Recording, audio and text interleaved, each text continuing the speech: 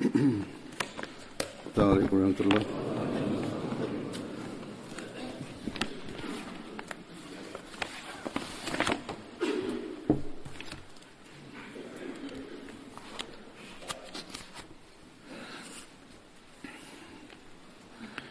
أشهد أن لا إله إلا الله وحده لا شريك له وأشهد أن محمدا عبده ورسوله أما بعد فأعوذ بالله من الشيطان الرجيم بسم الله الرحمن الرحيم الحمد لله رب العالمين الرحمن الرحيم مالك يوم الدين إياك نعبد وإياك نستعين اهدنا الصراط المستقيم صراط الذين أنعمت عليهم غير المغضوب عليهم ولا الضالين.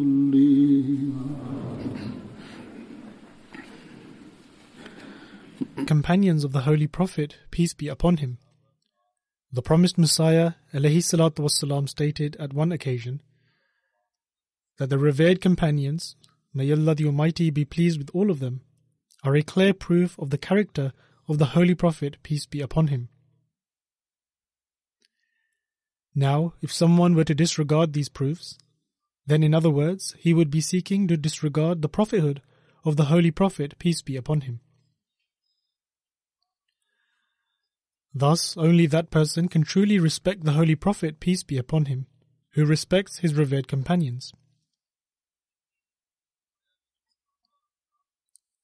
One who does not esteem the revered companions, he can never ever truly esteem the Holy Prophet, peace be upon him.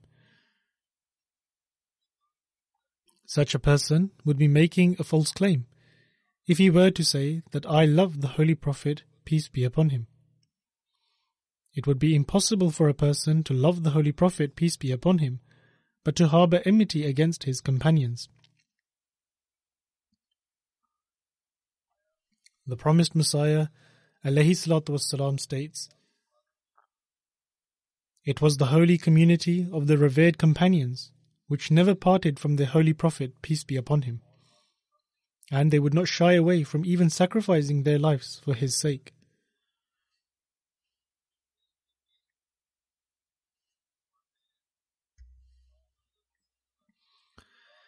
They were so immersed in the obedience to the Holy Prophet, peace be upon him, that they became ever ready to bear every hardship and difficulty for this.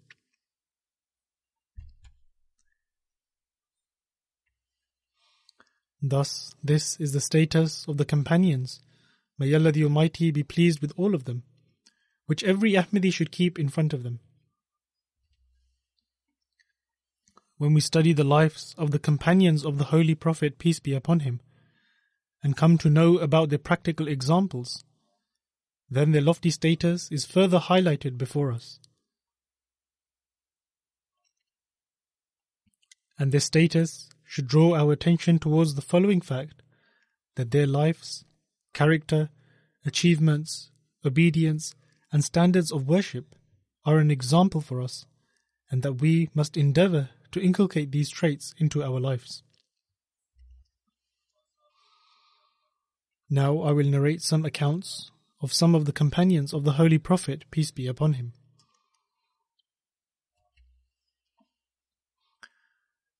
Abu Dujana Ansari was a companion of the Holy Prophet, peace be upon him, and he accepted Islam before the migration of the Holy Prophet, peace be upon him, to Medina.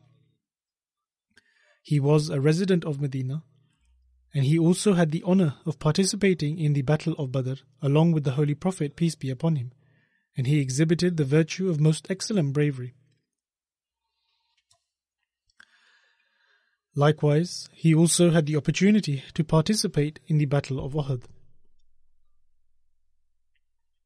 And after the turning point during that battle, that is, when the Muslims were first gaining a victory, and then the battle took a turn because the disbelievers attacked again due to the designated posts being abandoned, and thus the battle turned against the Muslims.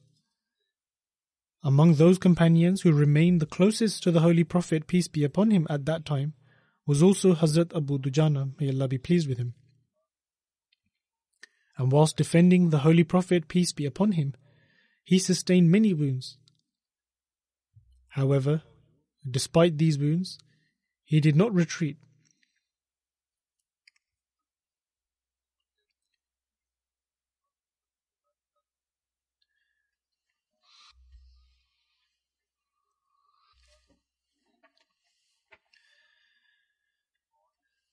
Another incident which is found among the narrations about him is that when the Holy Prophet, peace be upon him, at one occasion raised his sword and asked, "Who will put this sword to its rightful use today?"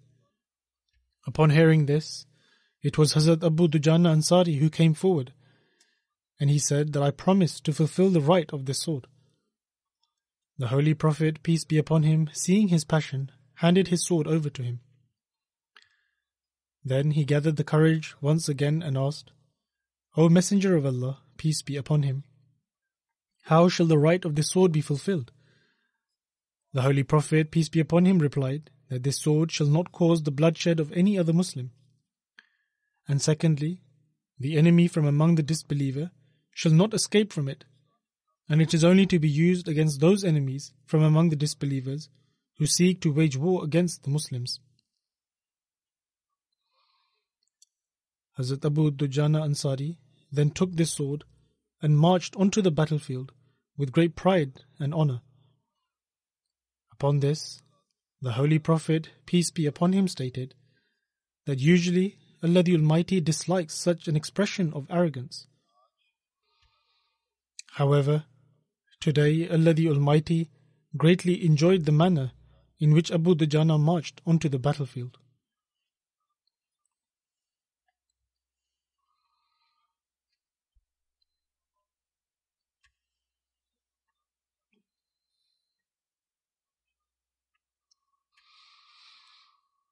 And it was during the Battle of Yamama that he was martyred whilst fighting against Musaylima Kazzab.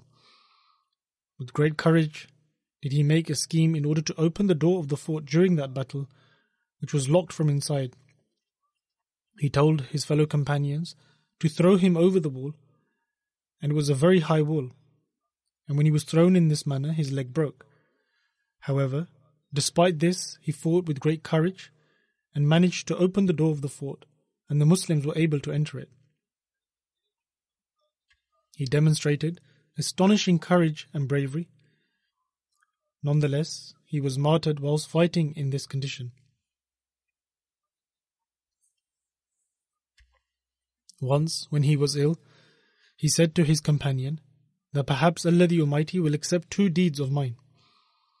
Firstly, that I do not indulge in any vain discourse, and nor do I speak behind anyone's back. Secondly, he said, that I do not hold any grudge or malice in my heart against any Muslim.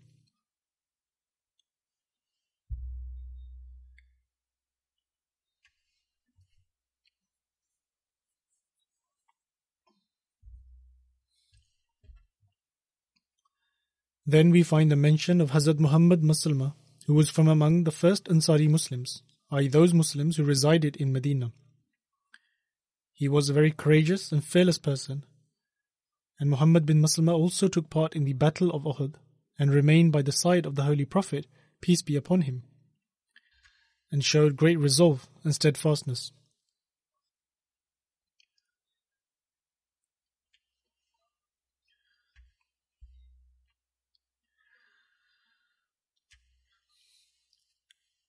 One of his distinctions was that a prophecy of the Holy Prophet, peace be upon him, was fulfilled in his person. On one occasion, whilst handing him his sword, the Holy Prophet, peace be upon him, stated that as long as you fight the idolaters, i.e. the mushrikeen, you should continue to fight them with this sword. However, when the time comes when Muslims begin to fight with one another, you should break this sword and stay at home until someone attacks you or death overcomes you. And so, he acted in accordance with this guidance, and he did so following the martyrdom of Hazrat Usman, may Allah the Almighty be pleased with him, whereby he physically destroyed the sword and made another sword from wood, and would place that in his sheath. Someone once asked him that what is the use of this? Upon this, he said that the wisdom of this is so that I can maintain a degree of awe. Moreover, I have also complied with the guidance of the Holy Prophet, peace be upon him, that is, to not to keep a sword made from steel. Furthermore, he said that a wooden sword cannot harm anyone. Some of the companions used to say that if there was a person who was not affected by the disorder, that is, the disorder that arose within the Muslims after the martyrdom of Hazrat Usman radiyallahu ta'ala anhu, then it was Muhammad bin Maslama. Because in order to safeguard himself from the disorder, he went into isolation, and he used to say that until the disorder is not resolved, I intend to spend my life in isolation.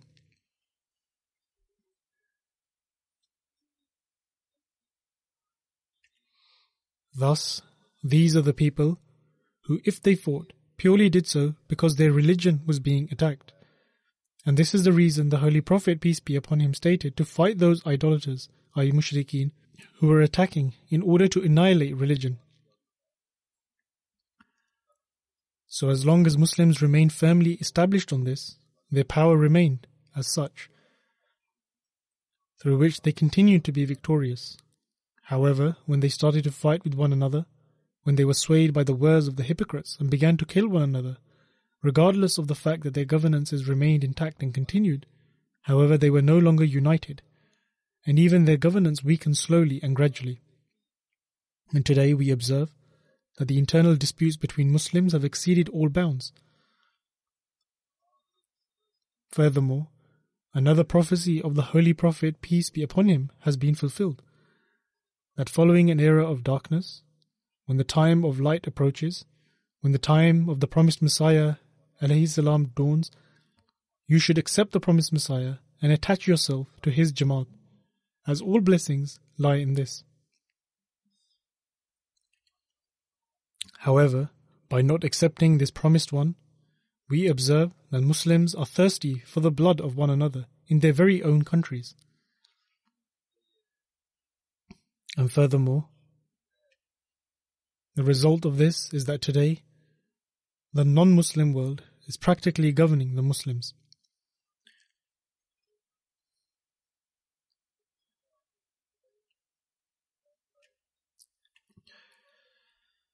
We also find accounts in relation to Hazrat Maslama expressing his accurate judgment and also demonstrating his obedience. Due to this, the Khulafa, i.e. the successors of the Holy Prophet, peace be upon him, trusted him greatly. Hazrat Umar and Hazrat Usman in particular had entrusted him with very important tasks and campaigns. And when complaints against those who were appointed for various tasks in the administrative affairs, when complaints were received against them from other countries and places, Hazrat Umar, may Allah the Almighty be pleased with him, would at times send Muhammad bin Maslama in order to investigate these complaints.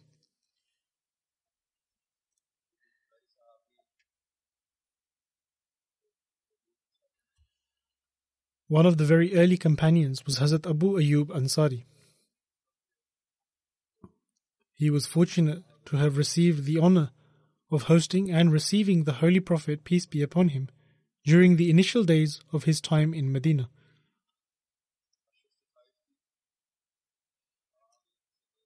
Every person desired for the Holy Prophet, peace be upon him, to stay at their home, and everyone was expressing this desire and requesting the Holy Prophet, peace be upon him. The Holy Prophet, peace be upon him, said that leave my camel loose. It will stop wherever Allah the Almighty desires.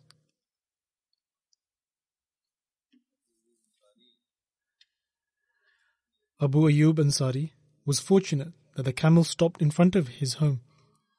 However, people were not satisfied with this, and they said that our homes are also nearby, therefore you should stay with us. Upon this, the Holy Prophet, peace be upon him, drew a lot, and even then the result of this was that the name of Hazrat Abu Ayyub Ansari was selected.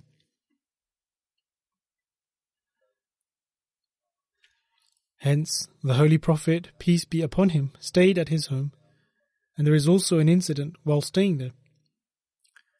The house had 2 floors, and Abu Ayyub Ansari stayed in the upper floor, and the lower floor was presented to the Holy Prophet, peace be upon him.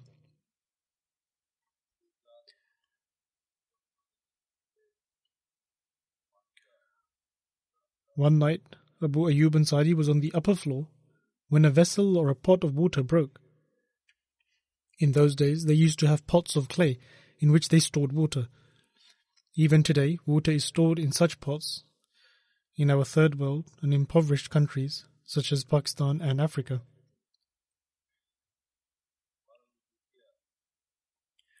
Nonetheless, the pot broke, and Abu Ayyub Ansari and his wife spent the entire night drying it with their covers. The following day, he related the incident that transpired the previous night to the Holy Prophet, peace be upon him, and requested the Holy Prophet, peace be upon him, to stay on the upper floor. The Holy Prophet, peace be upon him, accepted his request and stayed with him for approximately 6 or 7 months.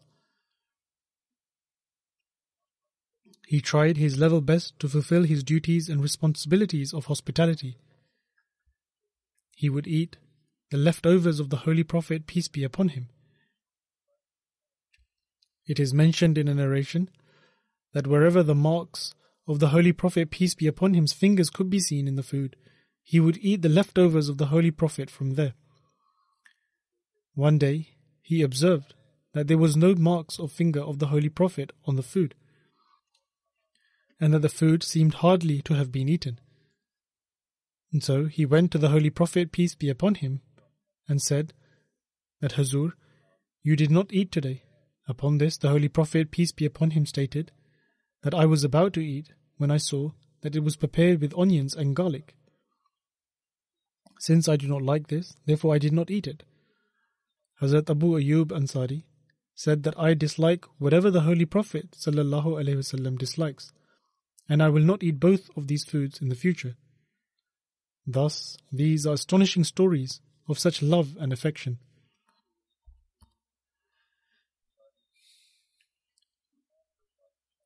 Hazrat Abu Ayyub Ansari participated in all the battles in which the Holy Prophet, peace be upon him, was also part of. During the Battle of Khaybar, the Jewish leader was killed, and when his daughter Hazrat Safiya was married to the Holy Prophet, peace be upon him, the morning after, when the Holy Prophet, peace be upon him, came outside to lead the prayers, he saw Abu Ayyub Ansari stood watching God. The Holy Prophet, peace be upon him, inquired as to why he was doing so. He replied that the close relatives of Hazrat Safiya have been hurt at our hands, and some of them were even killed. And so, for this reason, the thought came to mind that I should come and keep guard, lest anyone causes any mischief or tries to take revenge. Upon this, the Holy Prophet, peace be upon him, then prayed for him in the following manner: that, O Lord, keep Abu Ayyub always under your protection, just as he readily stayed the whole night protecting me.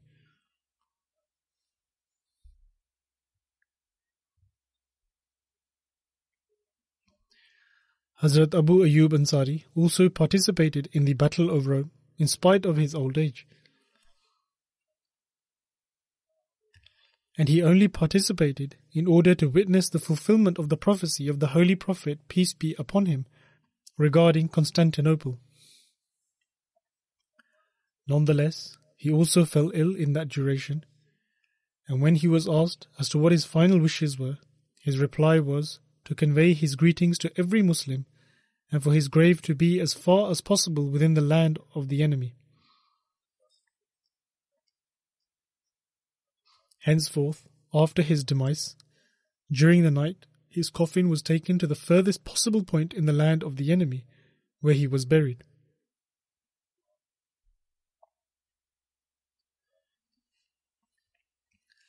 And even today his grave is present in Turkey, and it is said that whatever one prays for at his grave, those prayers are accepted. However, there are also certain other wrongful traditions which state that whatever is asked for him directly is answered, but such claims are simply false and were fabricated much later, as one does not directly pray from anyone. Nonetheless, the result of the prayer of the Holy Prophet, peace be upon him, of protection and security of Abu Ayyub was that he participated in many battles in every time he came forth as a ghazi, i.e. survivor in battle, and he attained a very long life.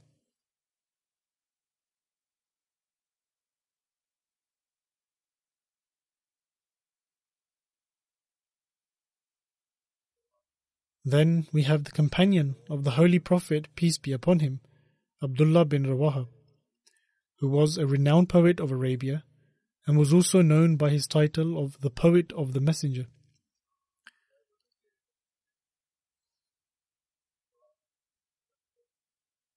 After the Battle of Badr had ended, he was the one who delivered the message of victory to the people of Medina.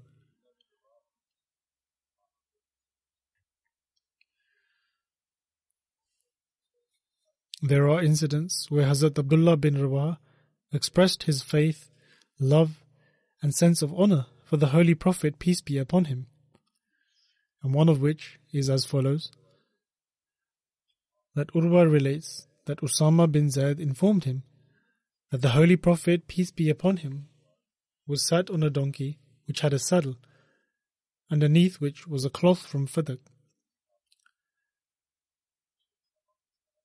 The Holy Prophet had seated Usama behind him, and he had travelled to the tribe of Banu Haris bin Khazraj to inquire of the health of Hazrat Sa'd bin Ubadah. This incident took place before the Battle of Badr. The Holy Prophet, peace be upon him, passed by a group of people which comprised of Muslims, idolaters, i.e. mushrikeen, and Jews, who were all sat together. Among them was also Abdullah bin Ubay, and also in this assembly was Abdullah bin Rawaha. When the Holy Prophet, peace be upon him, had drawn closer to the group, the animal he had mounted caused some dust to raise, and Abdullah bin Ubay covered his nose with his cloth and said to not cause dust to fall on them. The Holy Prophet, peace be upon him, said to them, "The peace be upon you, ay assalamu alaikum."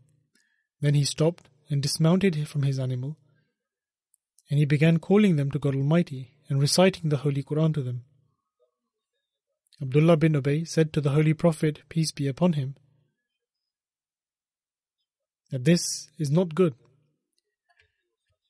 Even if what you say is true, but do not come to our gathering and trouble us. Therefore, return to where you came from, and tell only those who come to you. Hazrat Abdullah bin Rawaha, who was also sat there, said that, O Messenger of Allah, you may come to our gatherings over and over again. We would very much love this. He did not give heed as to what this young man's leader was saying. This was the sense of honor and love which Abdullah bin Rawaha overwhelmingly expressed for the Holy Prophet, peace be upon him, and did not care one bit for the chiefs.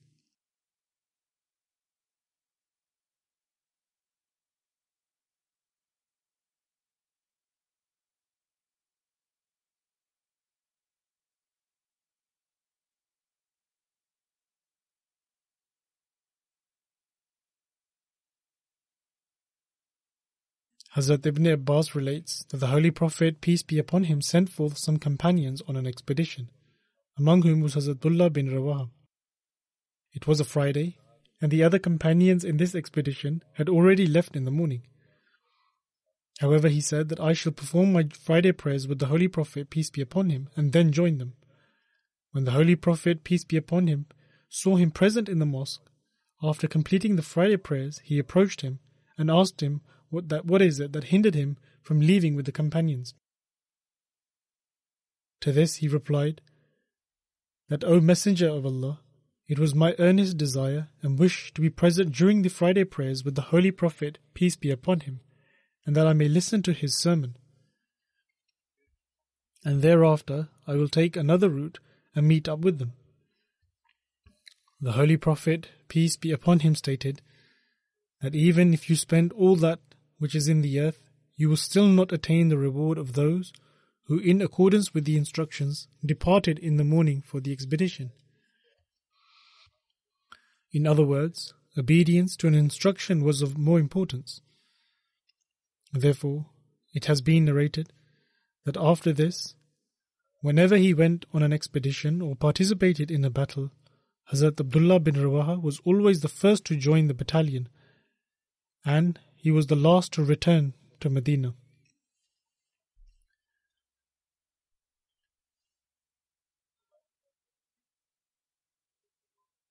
There is one account in which Urwa bin Zubair narrates that the Holy Prophet, peace be upon him, appointed Zaid bin Harsa as the commander of the army.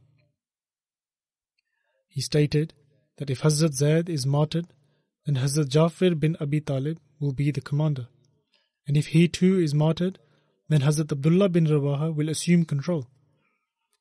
And if Abdullah too is martyred, then the Muslims should appoint whoever they desire as their commander.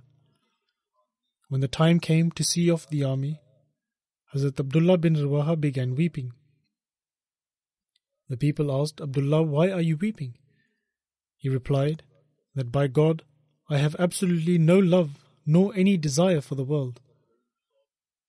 However, I heard the Holy Prophet, peace be upon him, speaking with regards to the Quranic verse, that is, and there is not one of you but will come to it. This is a fixed decree with thy Lord, saying that every man must face the fire once. Hence, after having treaded this delicate path, i.e. the day of reckoning, I do not know what will be my state. Nonetheless, the Holy Prophet, peace be upon him, has given such God-fearing people the glad tidings of the best possible end. And the account of this has also been narrated.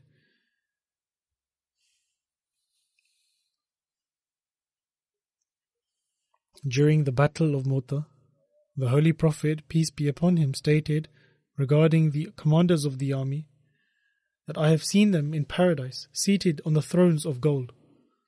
Thus, these were the people who fulfilled their objectives, and their desire for martyrdom is evident in the following couplets, the translation of which is as follows: that may I be struck with such arrows and spears that pass through my intestines to my liver, and may my martyrdom be accepted before God, and so that those who pass by my grave may say that, O Allah, do good to him, what a great warrior he was.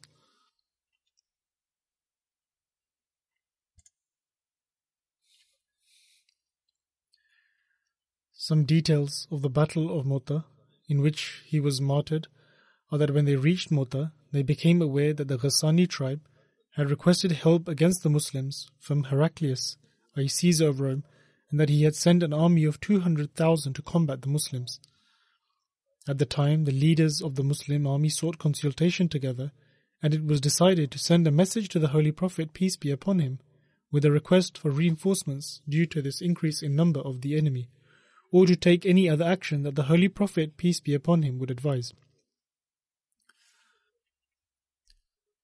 Hazrat Abdullah bin Rawaha increased the morale of the Muslims, and his war poetry also came to use. The Muslim army, consisting of 3,000 men, advanced towards the opposing army of 200,000. Zaid bin Arqam narrates Hazrat Abdullah bin Rawaha's desire for martyrdom. He states, Hazrat Abdullah bin Rawaha took me with him for the battle of Mota, and we rode together on his camel. Hazrat Abdullah bin Rawaha had raised Hazrat Zaid bin Arqam as an orphan child and had trained him.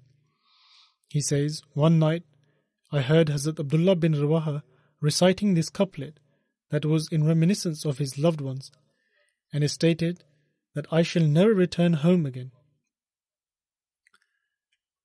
And he was singing this couplet with immense joy, in which he would address his wife and say, the Thursday night, when you packed my saddle for this journey in jihad, you were close to me one last time. Such excellent and blessed was your state. There are no imperfections and flaws in you. However, I am here now in the battlefield, and I shall never return to you. And thus, this was his way of bidding farewell to his family in their absence. When the young Zaid heard this, he became sad and began weeping. And Hazrat Abdullah bin Rawaha admonished him and said, O innocent child, what do you have to lose if Allah the Almighty grants me martyrdom? If that happens, you will be able to sit on my ride all by yourself and return home comfortably.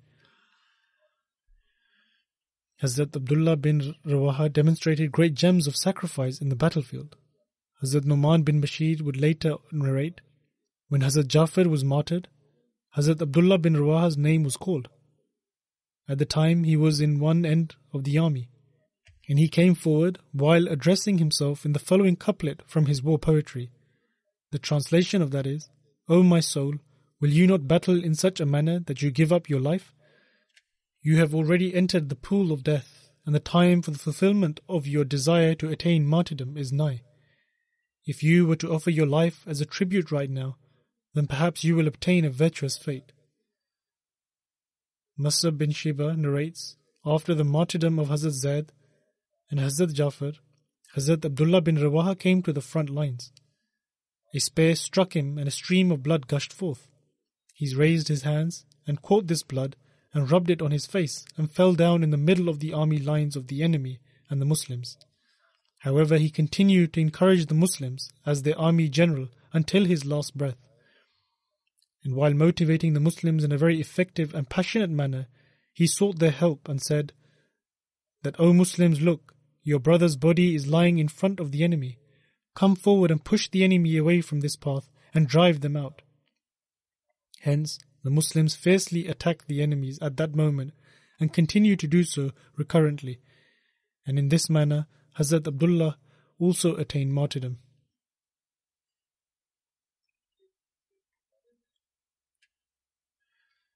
His widow shared one of his great attributes.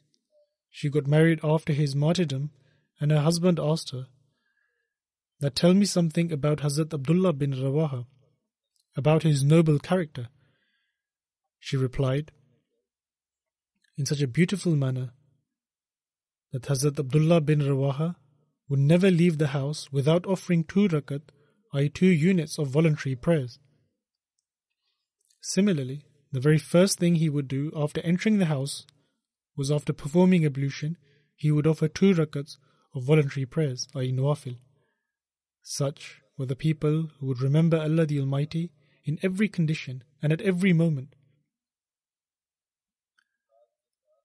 There is a narration about his standard of obedience, and that is that Hazrat Abu Layla narrates, once the Holy Prophet, peace be upon him, was delivering a sermon during which he said that people should sit down.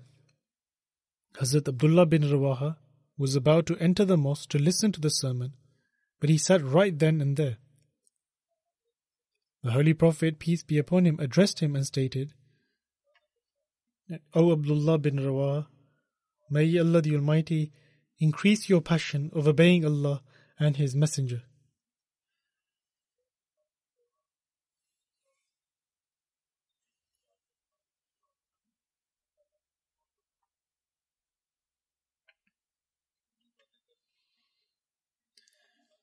What were their standards? In organizing religious gatherings and engaging in purposeful conversations and fulfilling the due rights of each other, Hazrat Abu Darda narrates that I seek refuge from Allah the Almighty from the day that I do not remember Hazrat Abdullah bin Rawaha. I think of him every single day, and the reason is due to one of his good qualities. That is, that whenever we met, if he would arrive from behind me, he would put his hand on my shoulders, and if he would arrive from the front, he would place his hands on my chest, and he would say, "O Abu Darda, let's go and sit down together to revive our faith. Let's talk about faith." And we would sit together for as much as possible and would remember Allah the Almighty. Then he would say, "O Abu Darda, these are spiritual gatherings." Hence, those who organize such spiritual gatherings also established models for us to follow.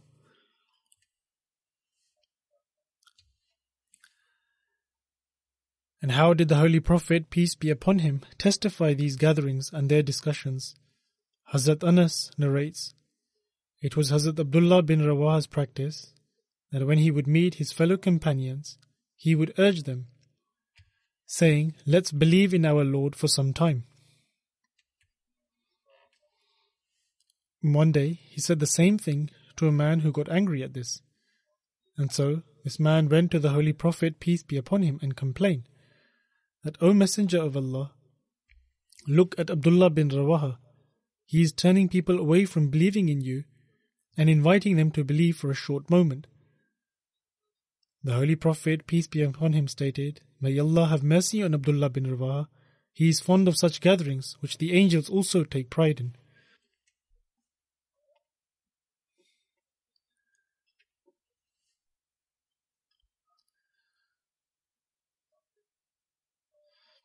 He was an exceptional poet, and amongst the companions of the Holy Prophet, peace be upon him, aside from Hazrat Ka'b bin Malik and Hazrat Hassan bin Thabit, he was among the three great poets. His poetry was in the style of Razmiya, i.e. epic tales, and the author of Mu'jam al-Shura writes, Hazrat Abdullah bin Rawaha was a renowned poet in the Jahiliyyah, i.e. pre-Islam era, and even after the dawn of Islam he held a prominent status. Hazrat Abdullah composed such a couplet in praise of the Holy Prophet, peace be upon him, that it is known as one of the greatest couplets. This couplet captures the state of his heart, in which Hazrat Abdullah addresses the Holy Prophet, peace be upon him, and states, لو لم تكن فيه آيات مبينة كانت بديهته تنبيك بالخبر.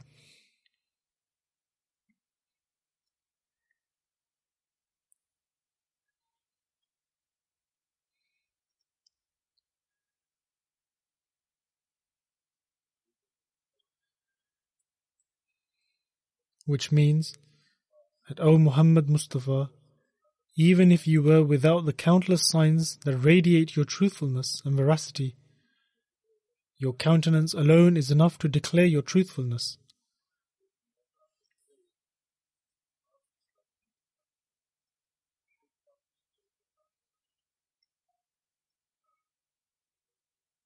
Thus, these people were true and ardent devotees of the Holy Prophet, peace be upon him, who recognized the truth by merely observing the countenance of the Holy Prophet, peace be upon him. Then, from history we learn about the remarkable bravery and courage of two young brothers, Hazrat Muaz bin Harith bin Rufa and Hazrat Muawiz bin Harith bin Rufa. They were both present during the battle of Badr and were also responsible for killing Abu Jahl.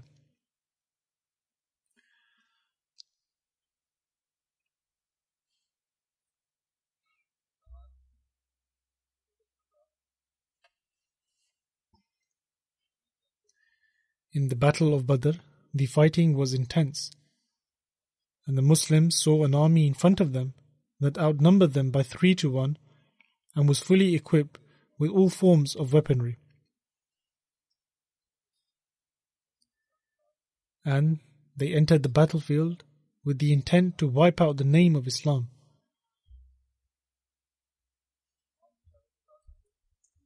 The feeble Muslims were fewer in number, and Hazrat Mirza Bashir Ahmad Sahib has mentioned this entire incident in his book Sirat Khatam al-Nabiyyin.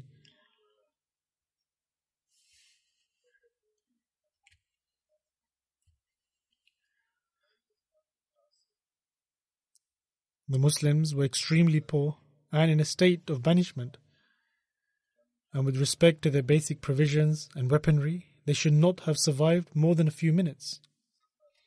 However, they were so focused with the task at hand, and the love of the oneness of God and for their Prophet had made them so bold that nothing in this world could have made them any stronger. It was their thriving faith that granted them extraordinary strength. In that battlefield, they set an example of serving one's faith, the likes of which has not been witnessed before. Every single person was more anxious than his brother to lay down their lives in the way of God Almighty. The level of sincerity in the passions of the Ansar can be gauged from the incident in which Abdul Rahman bin Auf relates.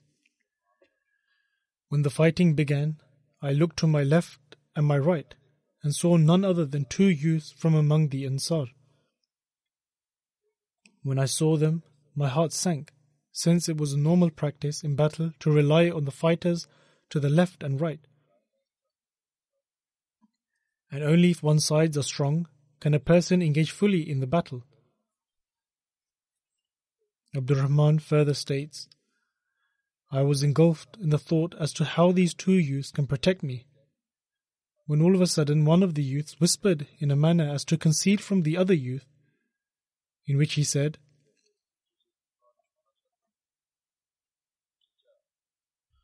Sir, who is Abu Jahl, the one who would cause pain to the Holy Prophet, peace be upon him, in Mecca? The young man then said, I have made a pledge with God Almighty that I will kill him, or he said that I will die trying to achieve this. Hazrat Abdul Rahman says that I had not yet answered when the other youth quietly asked me the same question. The level of their bravery took me aback, since Abu Jahl was essentially the general of their army and was surrounded by experienced fighters. However, I pointed to Abu Jahl, and Hazrat Abdul Rahman further states, as soon as I pointed towards him, the 2 youths darted like an eagle, cutting up the enemy lines until they reached that very spot and attacked Abu Jahl with such speed that his other commanders were left stunned and Abu Jahl fell to the floor.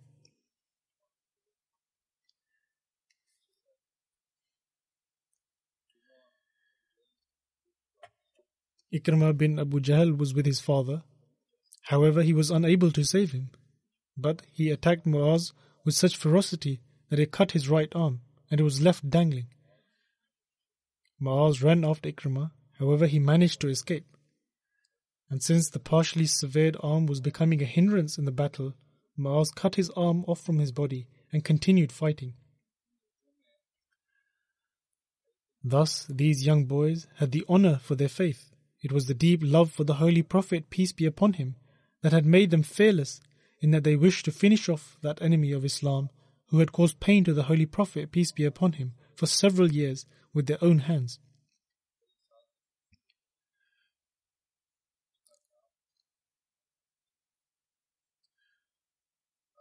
However, they were not like the so-called jihadists who radicalized youths and say to them to fight for Islam. Rather, they had a purpose, that since the enemy does not permit them to live in peace even after they had migrated, in that instance they were prepared to offer every sacrifice in order to establish peace and to stop the injustices that were being perpetrated.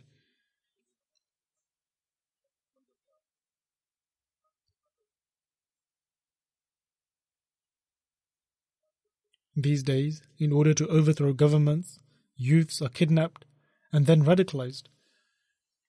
Recently, there was a news report in which a 14-year-old Syrian boy who had escaped from there said that he was kidnapped on the way to school and he was forcefully trained to fight. He further states that at first I resisted, but then they beat me. Eventually, they sent me out to fight. With great difficulty, I managed to escape them.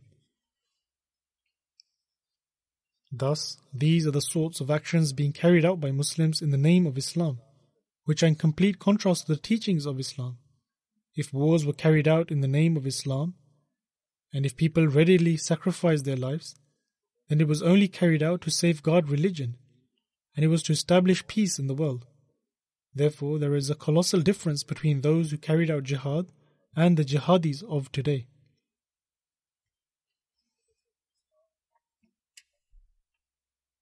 The promised Messiah ﷺ states, I wish to see the same example of the companions amongst the members of my community, in that they place God Almighty as their priority. As a result of this, they will not be hindered in achieving any of their objectives. They should consider their lives and their wealth as insignificant. I have observed many people who have sent cards in the form of letters in which they express loss in their business, or they lost their job or suffered any other misfortune. Consequently, they instantly begin to doubt whether or not they committed a mistake in accepting the promised Messiah. They begin to entertain doubts about religion and the existence of God Almighty and the promised Messiah ﷺ.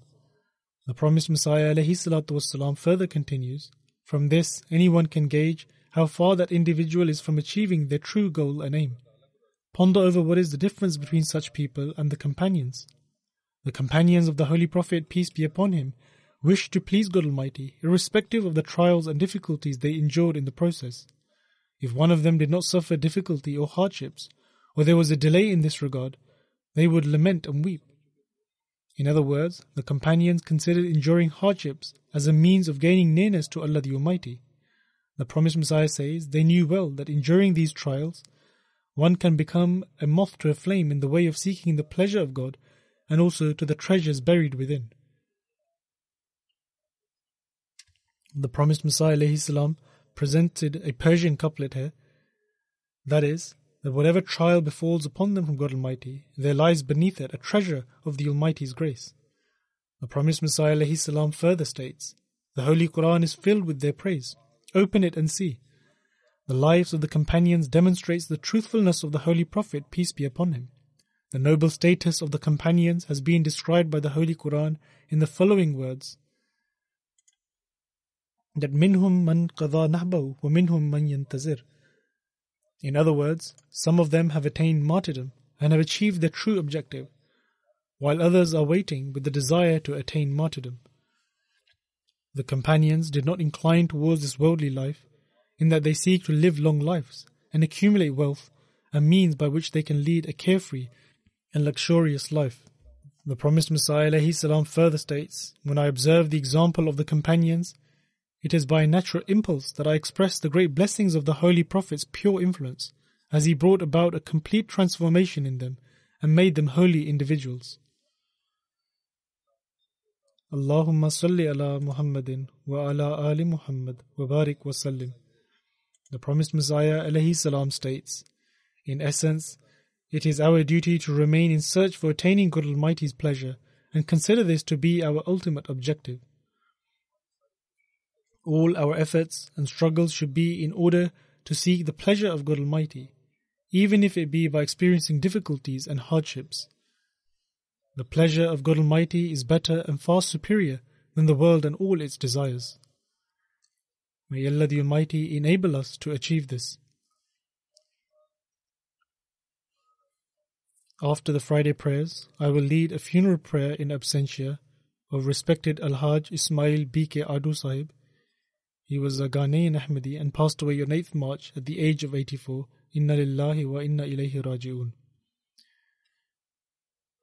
He was a born Ahmadi and his father's name was Ismail Wabina Ado and his mother's name was Jannat Ado.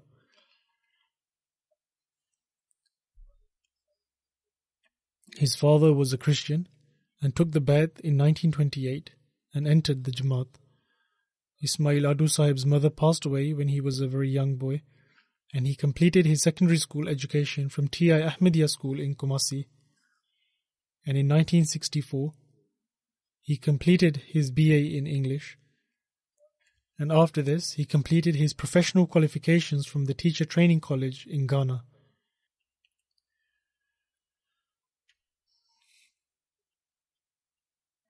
He was then appointed as a teacher in various places, and until 1980 he worked as an assistant head teacher in a school.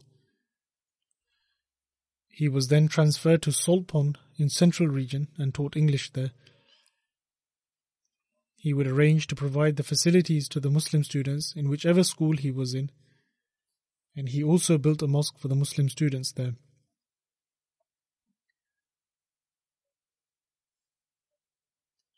He was appointed as an English teacher in Kwame Nkrumah University of Science and Technology, and he also had the opportunity to teach in various colleges. He also wrote a book on learning English, and it became very popular in Ghana and Nigeria and was used as teaching material. He was then awarded a scholarship from the University of Bangor in Wales, Azul says that if this is the correct name, and then came to the UK and gained a diploma in the English language. He also served in various roles as part of his service towards the Jamaat in Ghana. In 1980, the government of Ghana appointed him as the ambassador to Ethiopia, and he was serving on this post when the UN appointed him as the chairman of the OAU Liberation Committee, and he played a notable role towards the freedom of Mozambique and Angola.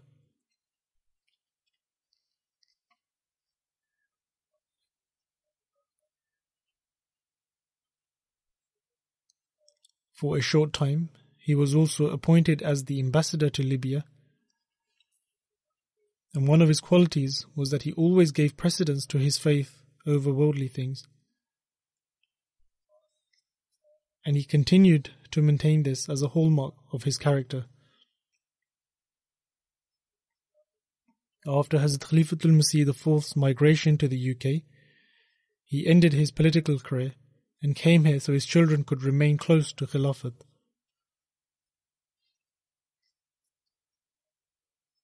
And here in the UK, he worked as a teacher. He had a deep love for Khilafat and demonstrated great love, affection and obedience to every Khalifa.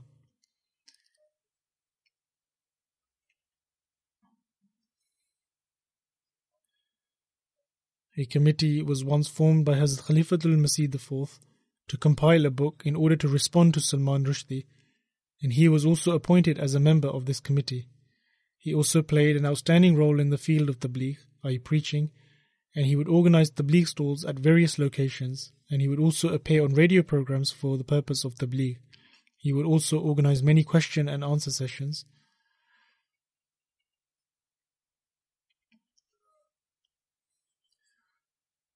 In 1986, when Hazrat Khalifatul Masih IV established the Pan-African Association, he was appointed as its first president.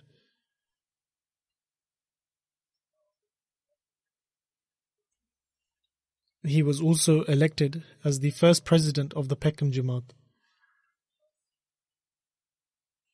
In 1994, after the inauguration of MTA, he was one of the prominent students of the Urdu class program, and he tried his utmost in trying to learn Urdu, and he was famously known as Bada Bacha. And he was the Ghanaian man that everyone knew. He had 2 wives.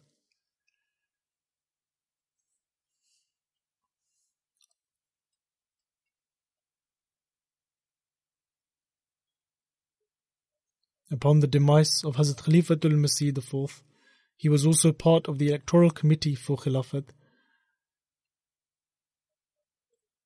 Also, when Jamia Ahmadiyya UK was inaugurated, he had the opportunity to be appointed as an English teacher for a short while. He was a very righteous, devoted to worship, steadfast, grateful, gracious-hearted, and extremely loving person. He had great passion for worship. The members of his family have mentioned that he was very regular in offering the tahajjud, i.e. pre-dawn voluntary prayer, and he would not miss it even if he was ill. He would recite the Holy Quran in a very melodious tone and with great passion. He had memorized many verses of the Holy Quran, and he would also try to memorize its translation and commentary, so that it could benefit him in his preaching efforts or for the moral training of others.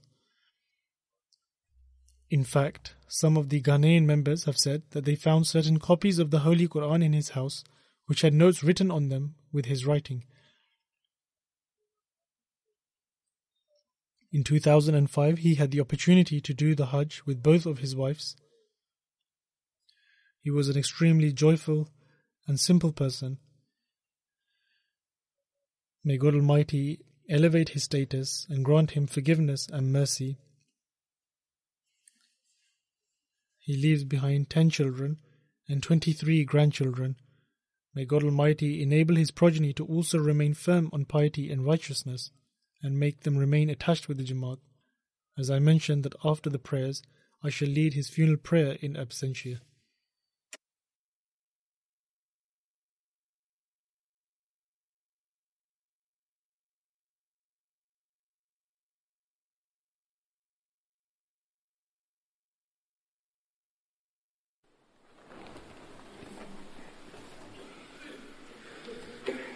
الحمد لله نحمده ونستعينه الحمد لله نحمده ونستعينه ونستغفره ونؤمن به ونتوكل عليه ونعوذ بالله من شرور أنفسنا ومن سيئات أعمالنا من يهده الله فلا مضل له ومن يضلل فلا هادي له ونشهد أن لا إله إلا الله ونشهد أن محمدا عبده ورسوله عباد الله رحمكم الله إن الله يأمر بالعدل والإحسان وإيتاء ذي القربى وينهى عن الفحشاء والمنكر والبغي يعظكم لعلكم تذكرون اذكروا الله يذكركم وادعوه يستجب لكم ولذكر الله أكبر